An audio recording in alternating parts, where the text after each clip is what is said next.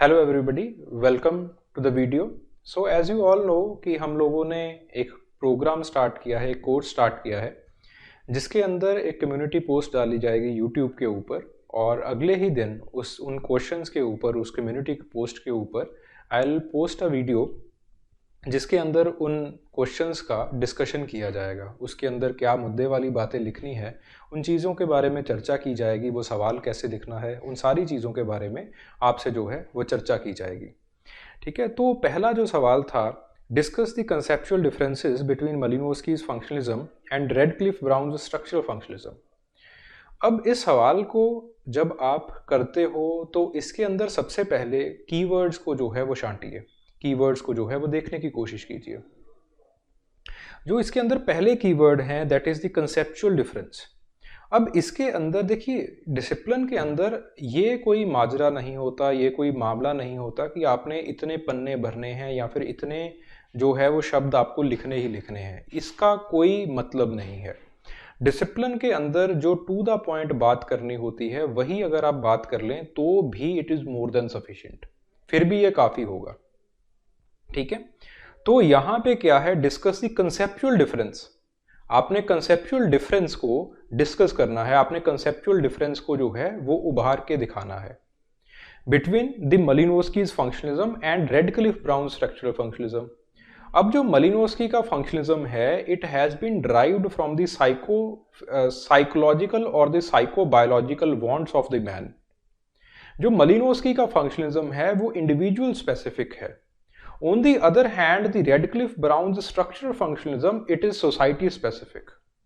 जबकि मालिनोव्स्की का फंक्शनलिज्म एक इंस्टीट्यूशन को अपनी जो स्टडी का लोकस बनाता है, on the other hand the Radcliffe Brown's structural functionalism पूरी सोसाइटी और सोशल रिलेशनशिप्स को अपना स्टडी का लोकस बनाता है। ठीक है, मालिनोव्स्की का मानना है कि कल्चर पहले आता है और फिर कल्चर के माध्यम से आप सोसाइटी को स्टडी कर सकते हो। ऑन दी अदर हैंड जो रेडक्लिफ ब्राउन है, रेडक्लिफ ब्राउन का मानना है कि पहले सोसाइटी आती है तो सोसाइटी के माध्यम से आप कल्चर को स्टडी कर सकते हो। यानी कि सोसाइटी के अंदर जो इंस्टीट्यूशंस हैं, सोसाइटी के अंदर जो स्टेटस है, सोसाइटी के अंदर जो रोल का पर्सपेक्टिव है, इनके माध्यम से आप, इनके मीडियम से आप जो है वो अपने कल्चर को जो है वो स्टडी कर सकते हो। तो मालिनोव्स्की का जो फंक्शनलिज्म है वो बहुत स्पेसिफिक हो जाता है विसा विस योर इंस्टीट्यूशंस। तो मालिनोव्स्की इंस्टीट्यूशन का फंक्शन, इंस्टीट्यूशन का स्ट्रक्चर प्रॉपरली समझाते हैं और वो इंस्टीट्यूशन को जिम्मेवार ठहराते हैं कि वो एक इंडिविजुअल की वांट्स, इंडिविजुअल की नीड्स को पूरा कर रहा है। तो ये तो है theory. On the other hand जो रेडक्लिफ ब्राउन है, Radcliffe Brown social structural, social forms, इन सारी चीजों को जो है वो आगे रखते हैं। ये तो है थ्योरी की बात। आपका क्वेश्चन अधूरा है अगर आप एंथ्रोपोलॉजी के अंदर थ्योरी के साथ साथ आप जो है वो एग्जाम्पल्स को नहीं कोट करते। तो मालिनोव्स्की के अंदर जो आपके लिए एग्जाम्पल निकल के आती है, जो आप एग्जाम्पल यहां पे कोट करोगे वो कोट करोगे ट्रोब्रियन आइलैंडर्स की। कि ट्रोब्रियन आइलैंडर्स के अंदर मालिनोव्स्की कहते हैं कि 3 तरह के आपके पास सोशल इंस्टीट्यूशंस हैं, primary social institution, secondary social institutions और tertiary social institutions. Primary social institutions जैसे आपके पास मैरिज हो गई, जैसे आपके पास फैमिली हो गई, जो आपकी बायोलॉजिकल वांट्स को, बायोलॉजिकल नीड्स को फुलफिल करते हैं। फिर उसके बाद आपके पास जो है सेकेंडरी सोशल इंस्टीट्यूशंस आ जाते हैं जो सोसाइटी में रहने के लिए आपको जो है वो बनाए रखते हैं, जैसे मैजिक हो गया, जैसे रिलीजन हो गया। तो ये आपकी एंग्जाइटी को ठीक करते हैं, एंग्जाइटी को सेटिस्फाई करते हैं। ठीक है, जिसके कारण सोसाइटी के अंदर जो सोशल बॉन्ड्स हैं वो बने रहते हैं। देन उसके बाद आपके पास जो है वो टर्शरी इंस्टीट्यूशंस आ जाते हैं। उसी तरह से रेडक्लिफ ब्राउन अंडमान आइलैंडर्स के अंदर होने वाली सोशल फीस्ट्स को अपना केस स्टडी बनाते हैं और वो कहते हैं कि सोसाइटी इस तरह के मैकेनिज्म्स इजाद करती है कि जो सोशल बॉन्ड्स हैं वो आपके बने रहें।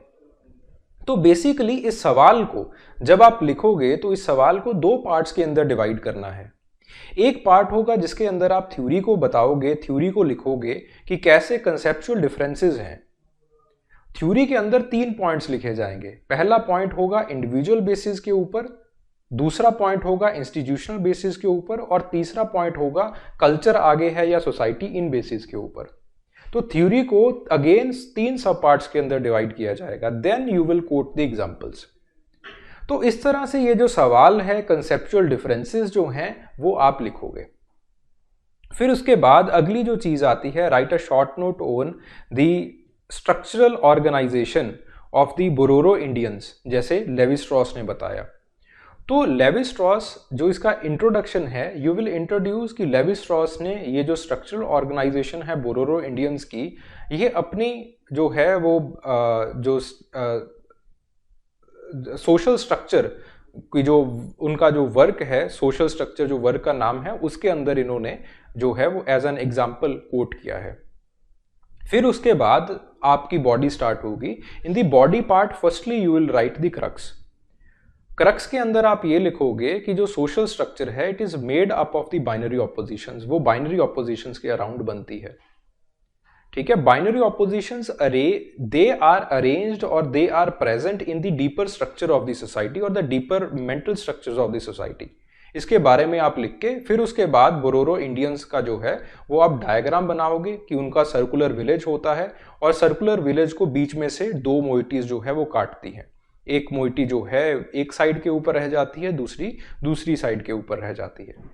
और कैसे जो है वो मैरिटल रिलेशनशिप्स उनके बनाए जाते हैं, एक मोइटी जो है वो दूसरी मोइटी के साथ और सेम क्लास के अंदर जो है वो मैरिटल रिलेशनशिप बनाती है। अब देखिए, सेम क्लास है लेकिन मोइटी दूसरी है, तो अपना पराया, ठीक है, सेम और डिसिमिलर दोनों बाइनरी ऑपोजिशंस हो गए। दोनों बाइनरी ऑपोजिशंस आपस में मिले तो आपके पास मैरिज का इंस्टीट्यूशन, संस्थान जो है वो बन गया।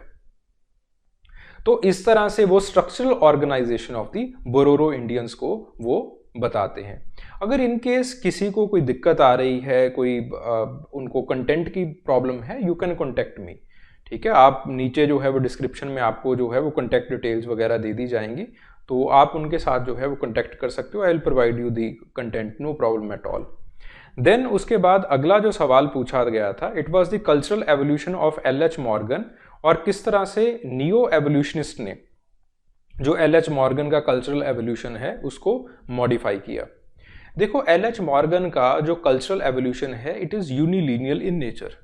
एल.एच. मॉर्गन मानते हैं कि जो आपका एवोल्यूशन हुआ है, सबसे पहले प्रिमिटिव था, फिर बारबेरिक आया और फिर उसके बाद जो है वो सिविलाइजेशन स्टेज पर पहुंच गए हम लोग। एल.एच. मॉर्गन ने, हाँ ये ज़रूरी है कि एल.एच. मॉर्गन ने फैमिली को, मैरिज को, पॉलिटिकल ऑर्गेनाइजेशन को, इकोनॉमिकल ऑर्गेनाइजेशन को, नोशन ऑफ प्रॉपर्टी को, किनशिप टर्मिनोलॉजी को, इन सब चीज़ों को एक दूसरे के साथ इंटरलिंक किया है। लेकिन फिर भी जो उनका एक नोशन है, उनका जो एक कंसेप्ट है, उनका जो एक मेथड है, इट इज़ मोर यूनिलीनियल। जो उनकी मेथडोलॉजी यूज़ की है that is the comparative approach. ठीक है, लेकिन फिर उसके बाद न्यू एवोल्यूशनिस्ट आते हैं। न्यू एवोल्यूशनिस्ट, इनका जो मेजर काम है ये है रिवाइव करना, जो पुराने क्लासिकल एवोल्यूशनिस्ट हैं उनके काम को रिवाइव करना। न्यू एवोल्यूशनिस्ट की जो पहली मॉडिफिकेशन करने की जो पहली बात है, इन्होंने यूनिलीनियल जो एक एवोल्यूशन एल.एच. मॉर्गन ने बताई थी उसको खारिज किया। दूसरी बात, जो इनके एक्सियोम थे, साइकिक यूनिटी ऑफ मैनकाइंड का जो एक्सियोम था, उस चीज को खारिज किया। तो ऐसे इन 2 चीजों को खारिज करके वो अपनी मेथडोलॉजीज लेके आते हैं। जूलियन स्टीवर्ट अपनी मेथडोलॉजी लेके आते हैं, वाइट अपनी मेथडोलॉजी लेके आते हैं, सर्विस हालेन अपनी बायोसोशल अप्रोच जो है वो लेके आते हैं। इस तरह से न्यू एवोल्यूशनिस्ट पहली चीज डाइवर्सिटी लेके आते हैं। ठीक है, पहली चीज और सबसे इंपॉर्टेंट चीज न्यू एवोल्यूशनिस्ट जो है वो पुरानी जो एक यूरोसेंट्रिक अप्रोच है उसको हटा के एक प्रॉपर रिलेटिविस्ट डाइवर्सिटी जो है वो अपनी अप्रोच के अंदर जो है वो लेके आते हैं। फिर उसके बाद न्यू एवोल्यूशनिस्ट ने जो आर्कियोलॉजिकल तथ्य हैं, आर्कियोलॉजिकल एविडेंसेस हैं, वो बहुत प्रॉपरली कलेक्ट किए हैं। ऑन दी अदर हैंड जो एल.एच. मॉर्गन की थ्योरी थी, एल.एच. मॉर्गन की जो थ्योरी है it was more based upon the hypothesis और कुछ जो है वो फील्ड वर्क किया गया था, ज़्यादातर सेकेंडरी सोर्सेज से डेटा को कलेक्ट किया गया था, कुछ हाइपोथेटिकल डेटा भी उसके अंदर था। लेकिन यहाँ पे आपके पास proper archaeological evidences they are present, proper archaeological and even ethnographic evidences by service and Salins they are also presented। ठीक है, तो इन दो चीजों के साथ आपके पास जो है वो मॉडिफिकेशंस करते हैं। अब बात आती है कि सवाल को लिखना कैसे है। मैंने मुद्दे तो बता दिए, लेकिन सवाल को लिखना कैसे है।